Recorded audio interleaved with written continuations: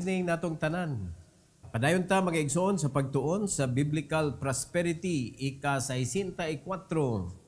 Unya nindot kay ni ato ang kuan karon, topic karon kay ma-picture out nato ang kinabuhi sa mga Kristohanon, mga igsoon. Nga ang yawa naning kamot yung kupot sa mga Kristohanon nga dili gyud mo lampos. Unya tungod kay ang mga Kristohanon wala man pud ni duty sa sugo sa Ginoo, giallow sa Ginoo nga makuptan sa mga kaaway. Sama sa nahitabo diri. And I do believe mga igsoon, history repeats itself, nagbalik-balik. Klaro kayong sugo sa Ginoo, we need to go and preach the gospel to every creature. Dapat tagaan natong panahon o pagtagad ang gisugo sa Ginoo because we are ordained by God. We are commanded and ordained to go and to bring forth fruit. So, how to bring fruit? Preach the gospel. Teach them. Ana, mga igsoon. Pero, kung wala kay time sa paglakaw, mo na dadan ni mong bisita. Dadan ni mo para lang naadyo kay kintahay na lihok, pero di man siya mao. Di ba? Unya ang reason nga nung dili mao atong gidang nga gi-request sa Ginoo because atong giintrigo atong kaugalingon didto sa kaaway. Gi-allow nas Ginoo pero deep in His heart mga igsoon makita nato ang iyang gugma nato ug ang iyang mga plano sa atong kinabuhi. Let's all stand, magampo sa ta. Our gracious Heavenly Father, thank you Lord for this evening. Thank you for giving us another opportunity to hear a message about prosperity, which is biblical, Lord, nga imong gi-prepare gyud para namo. And I pray that you will use me once again to deliver your message according to your will. And please use me. Allow the words that will come out from my mouth, O Lord God, nga imo gyud, so that we could learn your principles and we could apply it in our lives as we serve you, O God.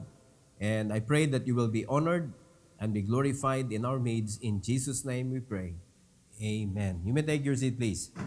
The title of this message is Prosperity Promised in the Midst of Captivity.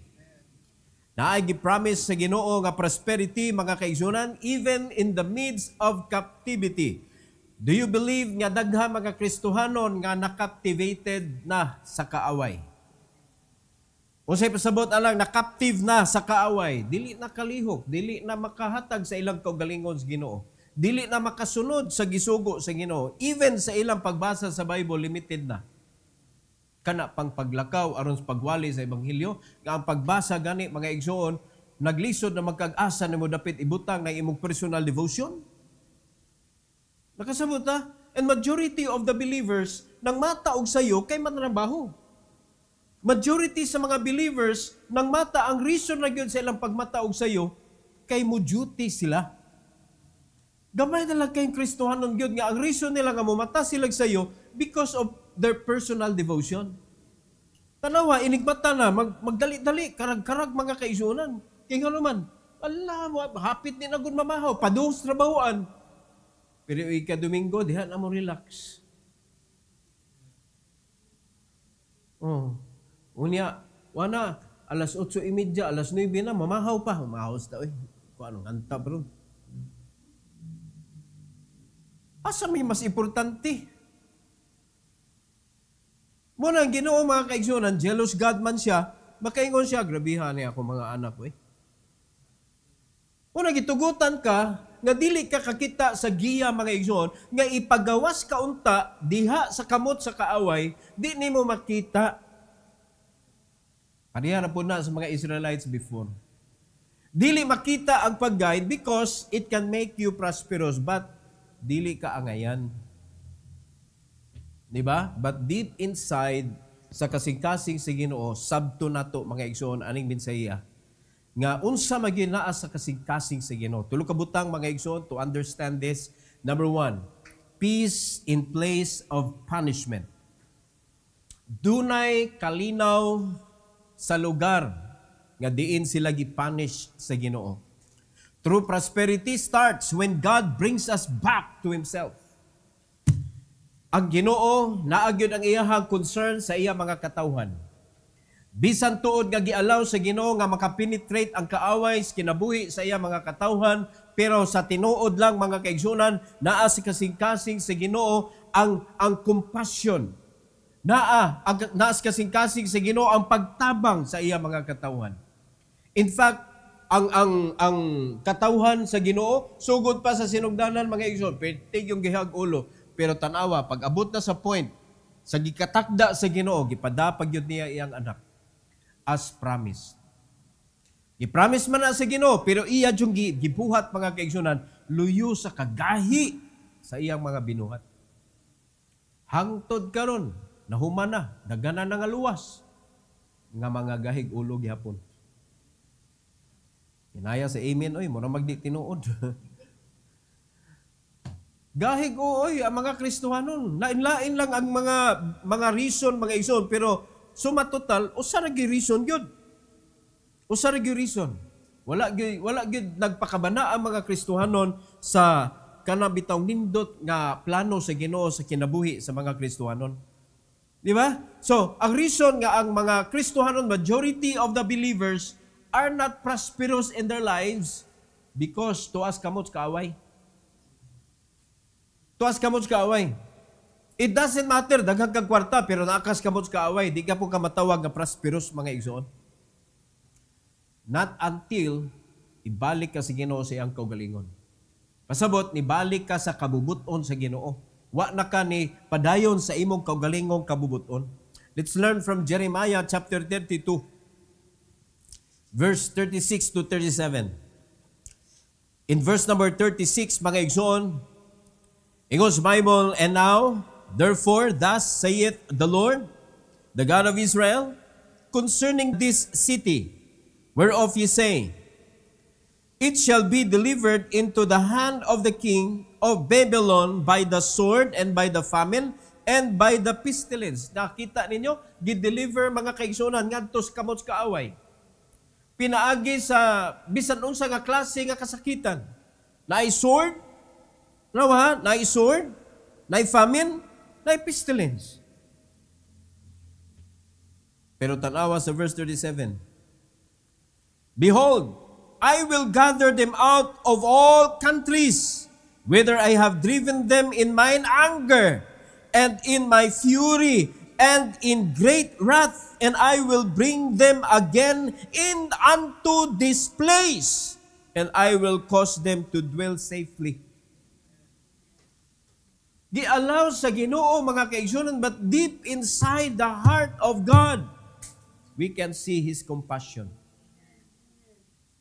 Nalimad ka na, behold, I will gather them out of all the countries. Nakatag ang iyang mga anak, ang iyang mga katawan, nakatag, pero ningon ng Ginoo, ako silang kuhaon og balik, ug akong ibdadon aning lugar, so that they could dwell safely. Sultihan ta mo mga igsoon, karon sa atong panahon diri sa simbahan, there is no other place that could be safer than the church. Ang simbahan mo'y pinaka-safe nga lugar. Mao na ang buhaton sa yawa, sigihag ayag ang church mga kaigsuonan o katong mga tahop nga mga Kristohanon, katong mga gagmay pagtuo nga mga Kristohanon, maotoy mga lagpot mga kaigsuonan. Di ba? Bugat ang imuhang komento sa simbahan, bugat ang imong disagreement, bugat ang imong negativity sa church, mao nay mahimong rason nga mataga ka.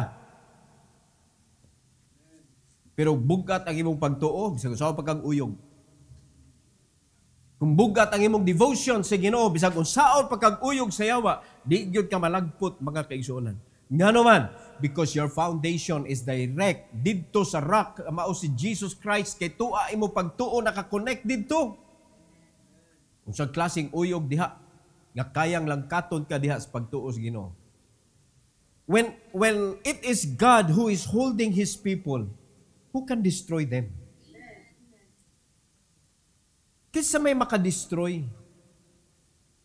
Unya nga man nga, hindi magin mo santop sa itong unahuna, mga igsoon nga, safe lagi ta diha sa kamot sa Ginoo, nga magawas mo yun ta?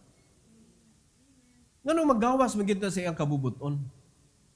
Ang visible na yun, nga makita na to mga igsoon, nga ang kamot sa Ginoo nagkupot, simbahan na yun. Simbahan. Nga kung dili ka kapabilin diha, wa na kaning kamang na kadito gawas mga igsoon, nga kana bitong naanak ka sa imong kabubuton, kabubuton man sa Ginoo nga manganhita, it is a test of our commitment. It is a test of our dedication. Kani pagbalik-balik nimo diri ba? Nga kusang loob nga moadto jud ka bisag unsa pa ka busy, imo ginahunungot kay maadto na ta simba na ron. Open ang simbahan karon. Mao ni ang kanang kanang renewal of your faith every time you come here. Nibalik ka diri for a reason. It is God's will that you need to be in church. Muna ka, kung imo ng kanabiton, di tagaan ni mong kabugaton. Kay mas bugat dito ang mga schedule ni mong asa ka anang dapita, mga igsoons, kalibutan. It means your faith is not that strong. So may pasabot, ana, maybe gialaw si Ginoo kay nakita niya sa imong kasing-kasing, nakita niya sa imong unahuna, nga di jud ka wholly devoted to Him. So, gialaw si Ginoo nga makuptan ka siyawa to see the difference between being with God and with the enemy. O ginaot pa nga makit-an mga igsoon before destruction comes. Kaya mo man kapait nga nalayo na si Ginoo, dili na maka-feel mga igsoon nga ang hagupit sa latigos kaaway, dili na kaayo ma-feel. Muna'y kapait kung panalitan ingon ana na. So, hantod nga maguba na, diha pa makarealize mga kaigsunan nga sa iyo pa, guba na. So, inaot pa nga, dili na to huwaton nga mga guba ta, nga makabantay ta nga, yawa na may nagkupot na koron. Ang yawa na may nagbuot sa akong kinabuhi hinoon. Kaya ba nagkasabot ta igsoon? So hinaot pa nga naay barometro ang mga Kristohanon nga makabantay ta ba nga murag lilihis na kung kinabuhi da. Balik tas Ginoo. Nindot kay plano sa Ginoo oh. Pagkaninduta gyud pagbasa na ko mga igsoon, siya ray gatugyan sa kamot sa kaaway pero sa iya kasing-kasing mga igsoon, ingon siya diri, I will gather them out of all countries. Ug iyang pundukon og balik para safe ang iyang mga anak. Safe. Mo na karong panahon na ang iyang mga giluwas, gibutangan gyud niya simbahan para safe ka. Number 2, not only peace, mga igsoon. Number 2, purpose rooted in relationship.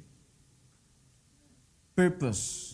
Ang purpose, mga igsoon, naa nakagamot diha sa relasyon.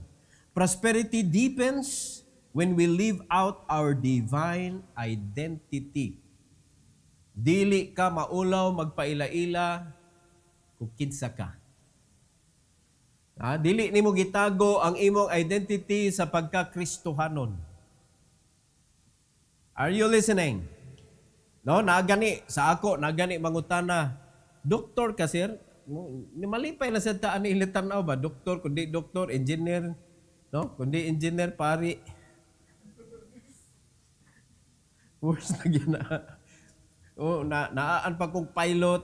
Ingon na ba? So pagpangutan na nga, katong last nga nananaw migbalay niya siya, engineer de kasi, ni ko dili, pastor ko. I am happy to tell them that I am a pastor.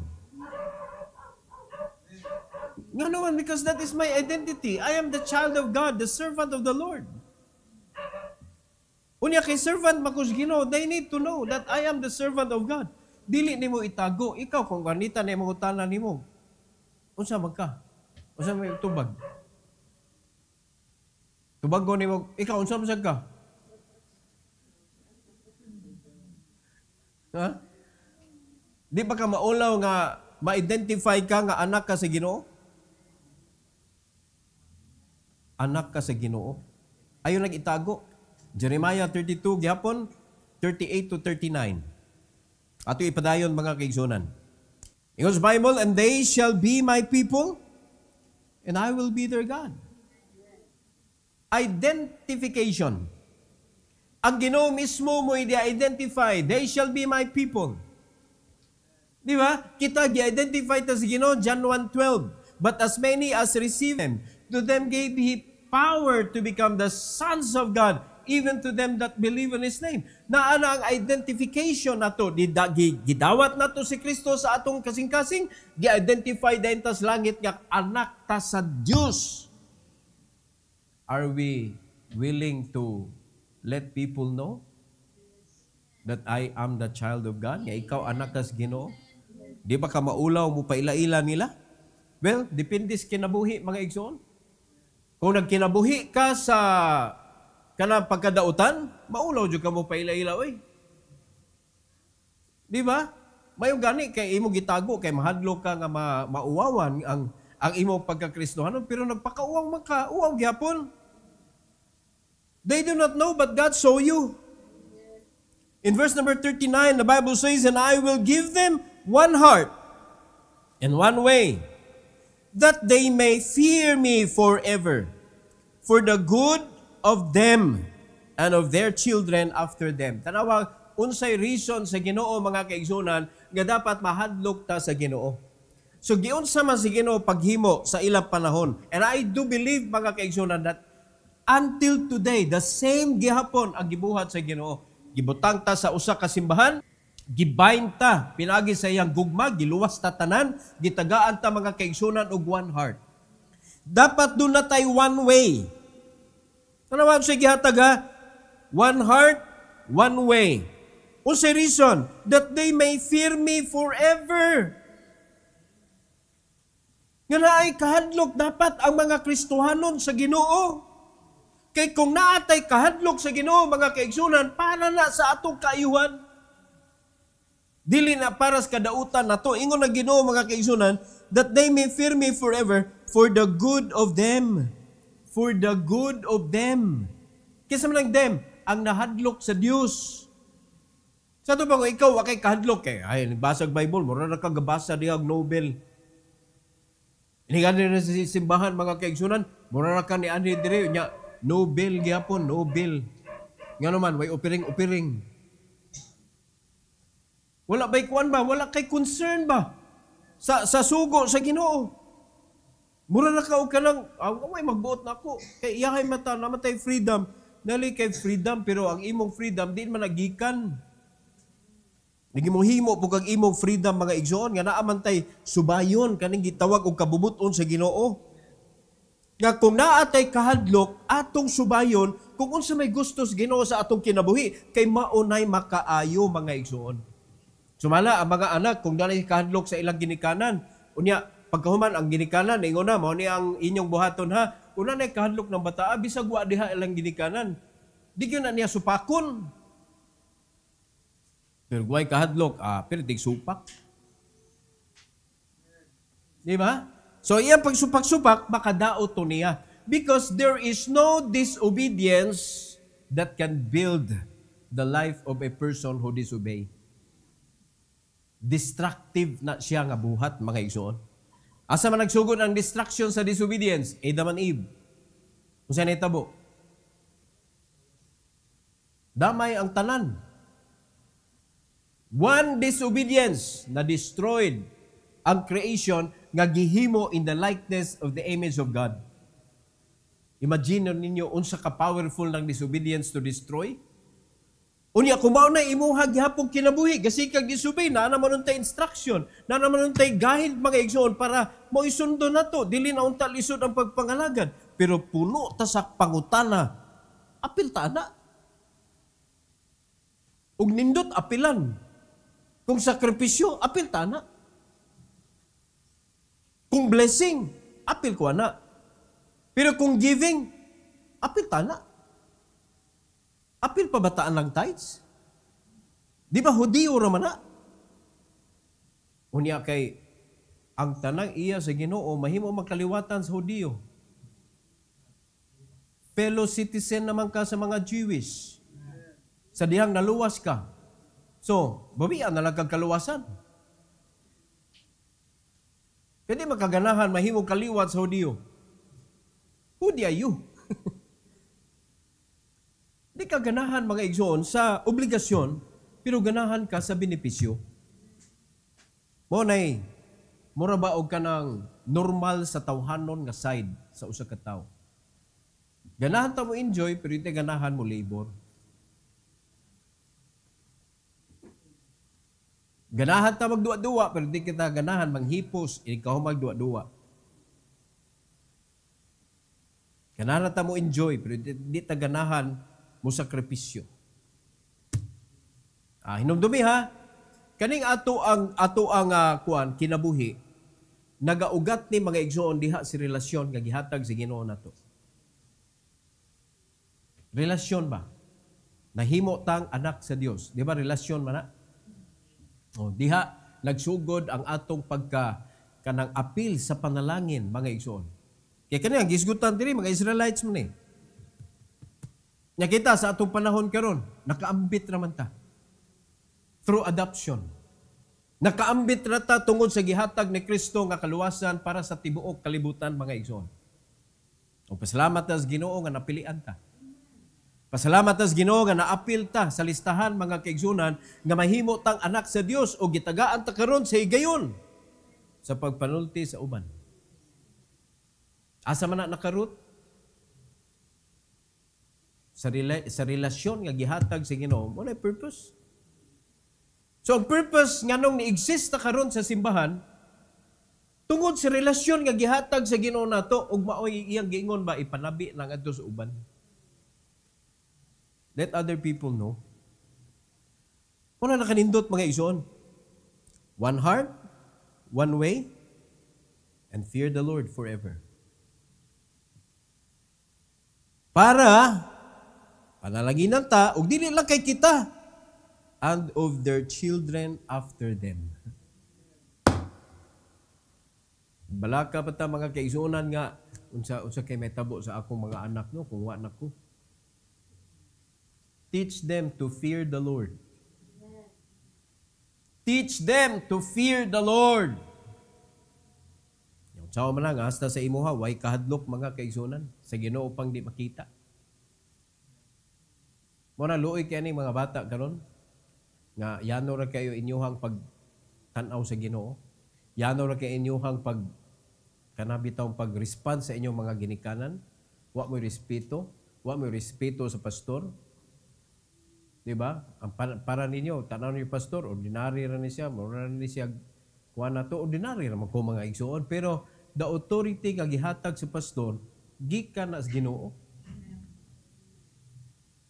Mao na nga, diha ka mo respeto sa authority.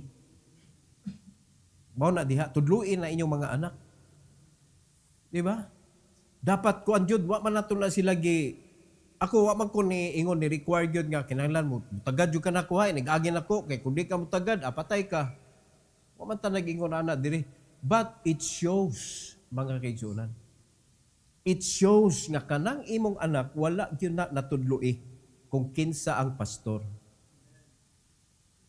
Kay mo sugat na mo labay na diha dili gani na mo di mo timbaya moralag nakasugat mga kaigsunan og tiguwag gikas bukid.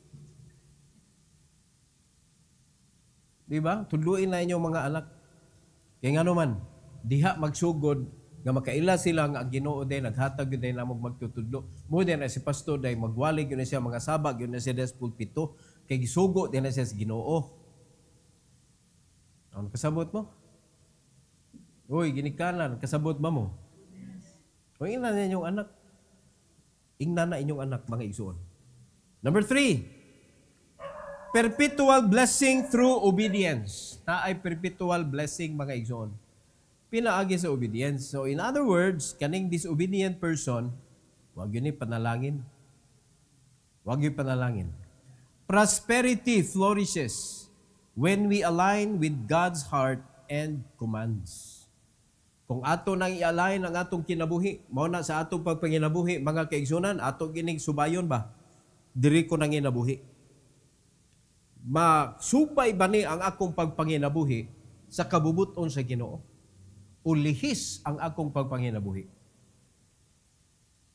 Simple na baya mga kaigsunan?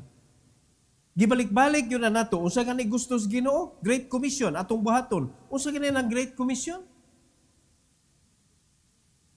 Go and preach the gospel to every creature. Not only that, tudluan gyud nato sila, hantod sila malubong diha sa tubig bautismo. Ikaw man tudluan pa gyud nato pagpadayon mga igsoon, how to obey and observe God's command. Di ba? Mo na ato ang trabaho. So that is lifetime. Kaya kung namutuman na sila pila ka buwan, pila ka tuig, lifetime na ang pag-obey mga igsoon. So kita nga mga nag-disciple nila, ato na silang bantayan kung nagsubay pa ba ni sila sa gusto sa Ginoo. That is lifetime responsibility. So, sa imong pagpanrabaho, wa ba na napakgang? Diba? Nasabtan na to. O nga ato lang concern mga kaigsunan nga kinahanglan magumi mo kita, pastor. Unya, nagtuo ka nga Ginoo, wa kay bawo kinahanglan ka mo kita. Ang pangutana karon, nakita ba ka sa Ginoo nga nagtuman sa iyang gusto? Nya nangita kag mo flourish imong kinabuhi mga kaigsunan nga wa makalisunod. Wa man na-align ang imong kinabuhi sa kasing-kasing sa Ginoo, sa gusto sa Ginoo. Sa iyang mando nimo. Ano bantayan nato mga Kristohanon? Always bring it with you. The Great Commission is my mission. So every time nga mo accept ka og dealings, every time nga mo accept kag trabaho, every time nga mo accept kag partnership, every time nga imong dawaton mga opportunities, imong ginatan-awon mga kaigsunan, ma-inline ba ni sa akong misyon? Kay kung dili mga kaigsunan, ayog dawata.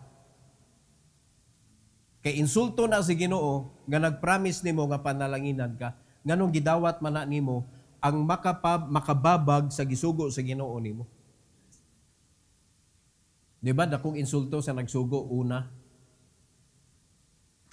Are you listening? Yabindin ka. Murag una man ning trabahoan ako pastor kaysa pagdawat na ko sa Ginoo. O sakto ka na. Mabito to, old things are passed away. Nganon na pa man na.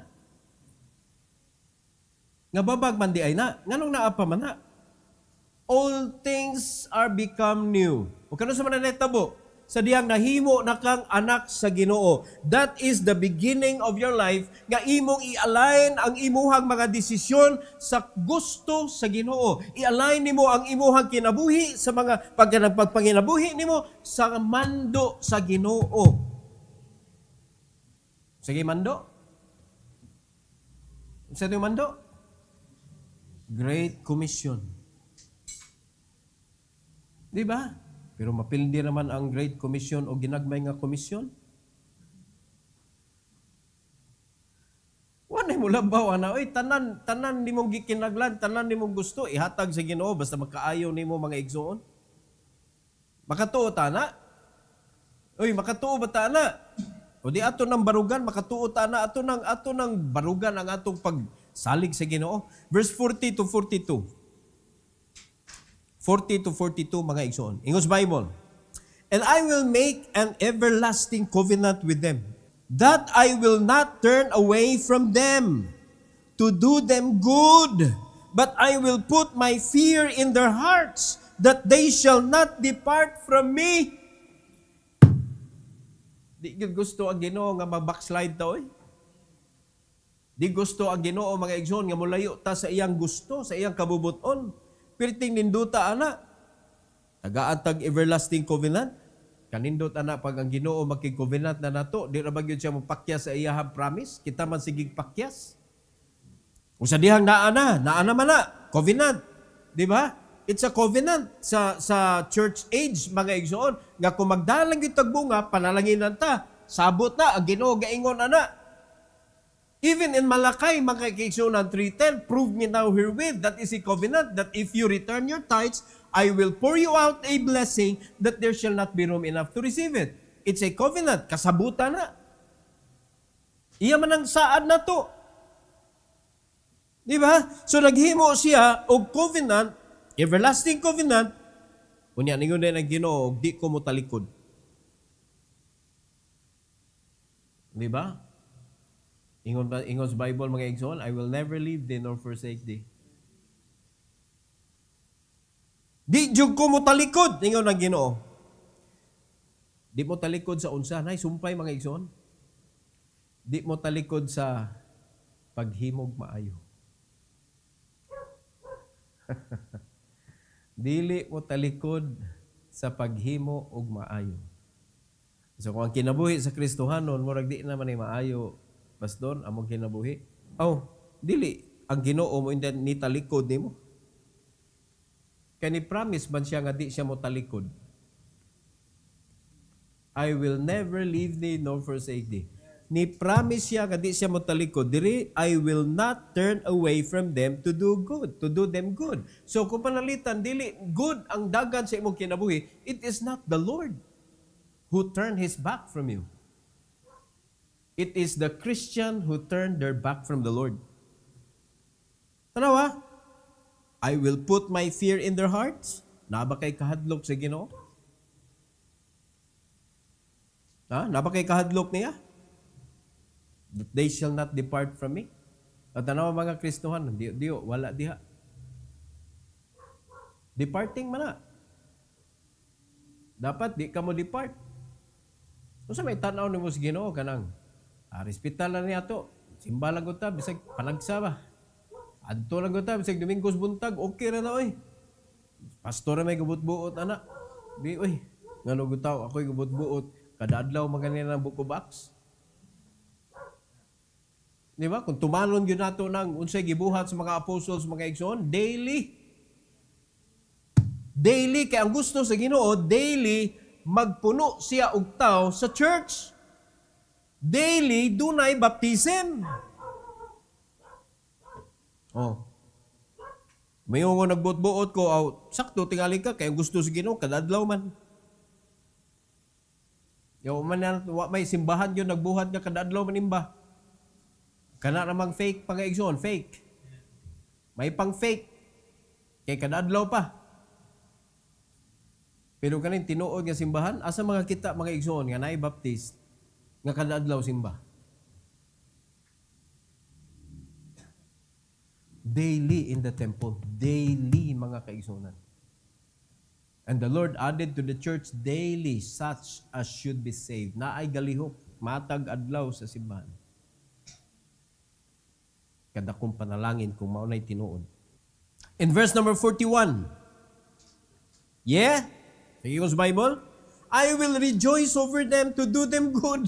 Kalipay sa Ginoo nga bubuhat siya maayo para nato, and I will plant them in this land assuredly with my whole heart and with my whole soul. Praise the Lord. Again, gibalik na sa Ginoo mga kaigsunan, presko pa kayong mensahe, kalipay sa Ginoo mo panalangin nimo. Kalipay sa Ginoo nga makahimo siya nindot sa iyang mga anak. Verse number 42, for thus saith the Lord, like as I have brought all this great evil upon this people, so will I bring upon them all the good that I have promised them. Mao na nga mabunalan gitas Ginoo tungod sa ato pagkabadlongon, ayaw sige bagut-but diha. Kay ang kanang bunal nga nadawat nato gikan sa Ginoo tungod sa ato pagkabadlongon, mga kaigsuonan, dili nakalupig sa kanindot sa iyang plano para sa atong kinabuhi. Gipromise na niya. Nakasabot na? Ang rason na yun, ganun di na to madawat ang promise. Hantod na nga matay na lang ta mga kaigsuonan. Magkita ka dawat sa promise sa Ginoo tungod kay gasigit tagreklamo. Ang mga Kristohanon gasigig baybay in town dito sa nangita in taon dito sa ilang panginabuhi, pero ang Ginoo in taon, nagsigig paabot, dudong. Asa ka naman? Asa naman mo? Diba? Mao ni kaning Domingo, dapat whole day yun na mga Kristohanon. Unsa kada kong panalangin kung maatog yun ang mabuhat. It's a test of faith, mga igsoon, nga naa ka sa Wednesday, naa ka sa Saturday. And hopefully soon, ambot kanusa na nga soon, mga kaigsunan, Lunes naa, Martes naa, di ba? Miyerkules, siyempre naa man ta diri, daghan ang mga Kristohanon. Huwebes naa, Biyernes naa, Kanindot naman, ana. Asa man na mahitabo, pastor? Extension churches. Tuan ito, gaabli, na ay ga-extension sa Lunes, na ay ga-extension sa Martes, na ay ga-extension sa Thursday, na ay ga-extension sa Friday. Tuang mga men, nagwali, nagatiman sa mga kalag. Ini ka Domingo, dadon diri, makita mga igsoon ang resulta sa kahago sa mga katawhan sa Dios. Maghimaya sa Ginoo sa usa ka lugar. Kanindot na, and the Lord added to the church daily. Na simbahan din na pastor, ngaliyo man to man dito sa laing lugar diri sa Lapu-Lapu. Unsa day tan-aw nimo simbahan di ay building? Tapos naminaw mo. If you are deployed by the pastor to that place, you are part. At kana diha is part of the church. Muna ang goal nimo diha kung ikaw extension pastor ka, ang imong goal diha is to bring them to the church. Muna imong goal. Mga igsoon. Unya tudluan ninyo tithing didto, ayaw kuha ang tithes diha sa imuhang extension. Gigialaw ka nga modawat sa offering kanang namoy offering diha, mo na imuhang imong i-utilize nga magamit nimo. Di ba? Ayaw himo ang negosyo ang extension. Tudluoy sila giving, inka Domingo adto ta uli ta sa tithes, hatag ta sa atuang kanang mission. Hatag ta sa atong love offering sa Ginoo. Oh, Wednesday simba ka diri. Kay walay extension church kaabli sa Wednesday. Kay kamo nga mga extension pastors naa mo sa church. Kay absent pug ka niya. Nata pa nakasinabot ta? Oh, ngano man dig pila ka extension church sa Lunes, pila ka extension church sa Martes, pinduta na every day oh. Kano sa man mo Ayaw mo kahadlok mga igsoon. Diyan ang Ginoo nagpaabot. Nagpaabot ang Ginoo nga matanom ka. Nagpaabot ang Ginoo nga makuyugan ka. No? Nagpaabot ang Ginoo, siya mo'y muhatag yun o kanang panalangin nimo. So hunong na ni kaning evil ko ano? Great evil. Ato na nang hunongon. Are you listening? Kay ang gusto ipuli si Ginoo, so will I bring upon them all the good that I have promised them. Ano na mga promise si Ginoo diya? Muna bulahan ang nagtuo, bulahan ang nagsunod, bulahan mga kaigsunan ay nakakita. Unsa kanindot o kamapinanggaon ng Ginoo. So, that is the prosperity promised in the midst of captivity. Ang mga Kristohanon karon kipag-captive na si Yawa mga kaigsunan, but praise God, nindot kay promise si Ginoo, nindot kay plano si Ginoo. So dili na to ni palabyon mga igsoon nga mura lagwa. Kay perkuhan na to. Ay magluya-luya. Kay ngano man, kani magluya-luya, mao na siya ang kanang paghatag nimo og opportunity sa Yawa nga kuptan kag iwiris-wiris ka. Nakasabot na. Kay mura man siya roaring lion god. Nangitag kisa iya i-devour. Unya kini tan-aw niyang devour din nga hadlok mang leon nimo. Kay panaminaw mo. Oh, ngano na hadlok man ang leon nimo tungod kay magana ka, pero ang mga angel sa suyo ay dagkuoy nga angel. Pero badlungon kay gana sa leon ang mga angel nagtalikod agoy. Wa na. Tukob na ka. Di ba? Di mo mahadlok Yawa na to. Pero mahadlok siya sa protection sa Ginoo nga gihatag sa ato. Di ba? So let's see, mga igsoon, atong tanawon ang prosperity nga gi-promise sa Ginoo bisan sa taliwala sa captivity. Kay naa gyud makita nato because the heart of God di gyud nato ma-question. He loves you and me. He loves you and me. Every head bowed, every eye closed. Our gracious Heavenly Father, thank you, Lord, for this evening. Thank you for giving us another opportunity, Lord, to hear a message that promised us prosperity. Tinood, Lord, nga daghan kaayong part sa mong kinabuhi nga in captive me. Dili mi kalihok, dili mi kapangalagad tungod kay naay mga lain nga mga butang nga nakapugong sa imong mga anak.